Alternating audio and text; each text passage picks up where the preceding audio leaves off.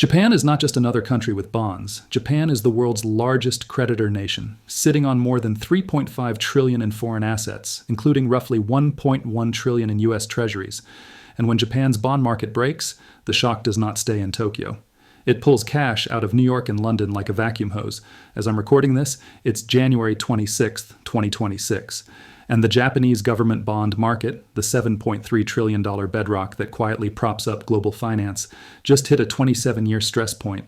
Here's the uncomfortable headline. Japan's bond market is forcing Japan to sell the West to save itself. Before we break down the mechanism, comment the country you're watching from. I want to see how global this audience is, because this liquidity trap doesn't care where you live. It reaches you through mortgages, tech stocks, pensions, and the cost of capital. Also, quick note. A big chunk of people watching aren't subscribed. If you want clean market breakdowns without hype, hit subscribe so you don't miss the next update. This story is moving in a 90-day window. Tonight we're doing three things, fast and clean. First, what actually broke in Japan's bond market, using the numbers from today. Second, the suck-out mechanism, how rising Japanese yields invert the carry trade and drain liquidity from the West. Third, the 90-day liquidation window. What happens between now and April, and what you should watch before this, becomes a global duration shock. Let's start with the break. Japan's long end is not warming up, it's rejecting price. The 10-year JGB yield is now around 2.38%, a level not seen in 27 years. A year ago, it was closer to 0.8%. That is not a small move. That is a structural repricing of the risk-free baseline inside Japan, and the warning flare is the ultra-long bond. The 40-year JGB yield has crossed roughly 4.25%, the highest since the instrument was introduced in 2007.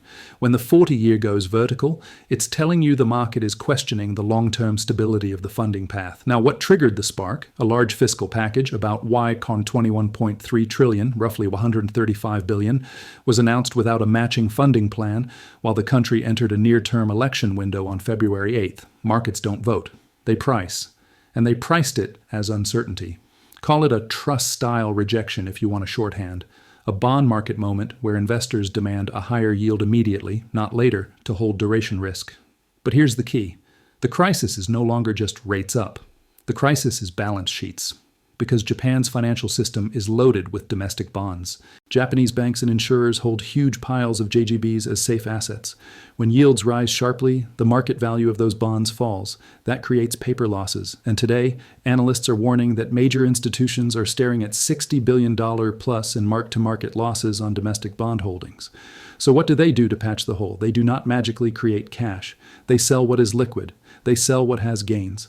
They sell what still has a bid. And for years, their winners were in the West. U.S. tech stocks, U.S. Treasuries, global credit, anything that benefited from cheap money and low volatility. This is the suck-out.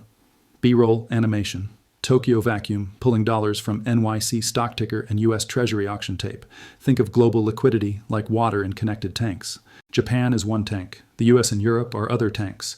When Japan's tank springs a leak, the financial system tries to refill it by pulling liquid assets from the other tanks. Not because anyone wants to, because the accounting forces it. This is repatriation. In the old world, Japanese institutions borrowed cheaply in yen, bought higher-yielding assets abroad, and the carry trade pumped liquidity into global markets. Low Japanese yields were the silent fuel for risk-taking everywhere. But at 30-year high Japanese yields, the carry trade flips. Suddenly, Japan's domestic bonds look attractive again. Suddenly, holding yen assets is no longer a penalty. And suddenly, the incentive becomes bring money home. That means the same hands that used to be buyers of U.S. Treasuries become sellers. And when Japan sells Treasuries, the global benchmark loses one of its biggest natural buyers. You can already see the sympathetic tremor. U.S. 10-year Treasury yields rose about 6 basis points in sympathy. That is what contagion looks like at the plumbing level. One market reprices and the others adjust in the same direction because duration risk is linked. Now add one more signal that tells you this is being taken seriously. Rate checks. The New York Fed conducted rate checks, often described as a final step before direct intervention. Don't turn that into a conspiracy. Treat it as what it is, a sign that yen volatility and global funding conditions are now a front-page risk inside central bank risk rooms. Because if the yen destabilizes, it doesn't stay a Japan story, it becomes a cross-currency story, a hedging cost story, a margin story, and margin is where crashes begin. Let's talk about the trap in plain English. At the same time, Japanese yields are rising, the equity risk premium is getting squeezed, reported under 3%, the lowest since 2010. That means the extra return investors' demand to hold stocks instead of risk-free bonds is shrinking. When bonds start paying again, and stocks are priced for perfection, money rotates. Not because earnings vanished overnight, because the discount rate changed. So you get two forces hitting stocks. Force 1, higher yields reduce the present value of future profits. Force 2, forced selling as Japanese institutions sell foreign winners to cover domestic bond losses. That is why this is a liquidity trap, not a headline trap. And here's the bigger number that should freeze you for a second. Japan's total foreign asset position sits in the multi-trillion range, and the global market is now staring at a potential $20 trillion scale liquidity vacuum effect when you include the knock-on impacts: hedges, derivatives, funding spreads, and forced de-risking across portfolios that were built on the assumption that Japan would stay pinned near zero forever. That assumption just died. Here's the part almost nobody explains: the hedging math. When a Japanese insurer buys a U.S. Treasury, they often hedge the currency exposure back into yen. That hedge has a cost, and that cost is not stable. It moves with short-term rate spreads, FX volatility, and the cross-currency basis. In calm periods, the hedge is cheap enough that buying treasuries still makes sense. In stress periods, the hedge cost jumps, and the safe foreign bond becomes an unprofitable position overnight. So the investor looks at a US 10-year and asks one brutal question: what is my yield after I hedge it back into yen? If JGB yields are rising, the domestic alternative yield improves. If hedging costs rise at the same time, the foreign alternative yield collapses. And when the hedged yield goes from acceptable to negative, the decision is mechanical. Reduce the position, sell the treasury, bring the money home, plug the hole. That is why this is contagious, because Japan doesn't just hold foreign assets. Japan hedges foreign assets, and hedges are leverage with a dress shirt on. Now layer in the bond loss problem again. If you are sitting on domestic bond losses, you don't have the luxury of waiting for hedges to get cheaper. Your risk committee wants balance sheet relief now, so you sell what you can sell today. This is also why the phrase liquidity trap fits. When a system reaches a point where the safest assets are losing value and hedging is expensive, participants stop taking duration risk. They stop providing liquidity, they hoard cash, they shorten maturities, and once that behavior spreads, the entire system feels like it's running out of oxygen. That is the giant sucking sound. It's not one seller. It's a new global preference for safety that forces everyone into the same door at the same time. And that's how you get a $20 trillion scale effect. Not because Japan sells $20 trillion tomorrow, but because a change in the risk-free anchor forces the repricing of everything. Sovereign curves, swap curves, corporate spreads, equity multiples, private credit, venture funding, real estate cap rates, and any strategy built on stable low rates. The loss shows up as volatility, and volatility shows up as forced selling. Now, with that plumbing understood, the 90-day window makes sense. And if you want one chart that summarizes the whole story, it's this: JGB yields up, yen volatility up, US yields up, tech multiples down. 4 lines, one mechanism. When those 4 lines move together, the vacuum is active. Watch it daily now.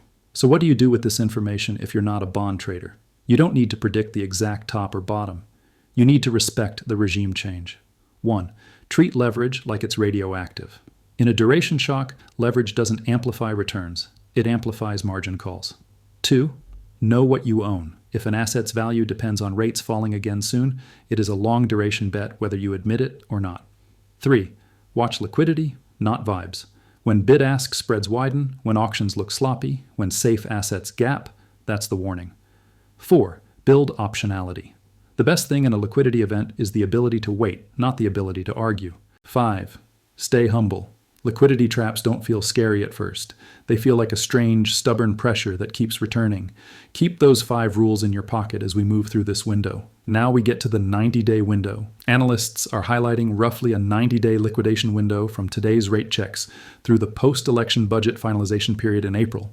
This window matters because the Bank of Japan faces a binary stress choice as the market pressures build.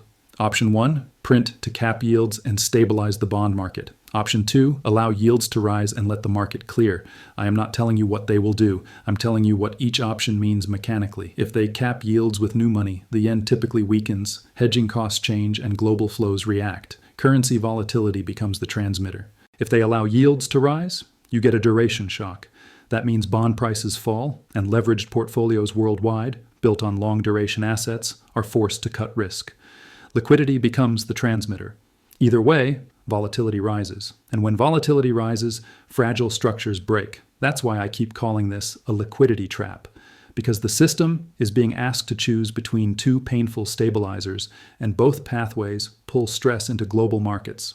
Now, let me give you a simple mental model that keeps you sane. There are 3 routes from here. Route 1, controlled stabilization. Yields stop climbing, the long end calms, and repatriation slows. Markets breathe. Risk assets recover, but with a new ceiling because the era of free yen funding is over. Route 2, rolling vacuum. Yields stay high, and Japanese institutions keep selling foreign assets in waves. Not one crash, multiple drains. Each drain hits U.S. tech, U.S. Treasuries, and global credit. The market feels like it can't catch its breath. Route 3, the punch in the mouth.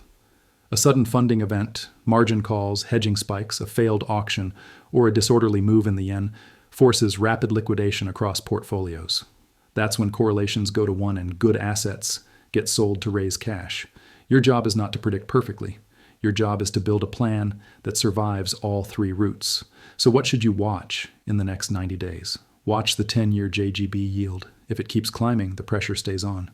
Watch the 40-year. If the ultra-long continues to spike, the market is signaling long-term funding stress. Watch U.S. Treasury yields for sympathetic jumps.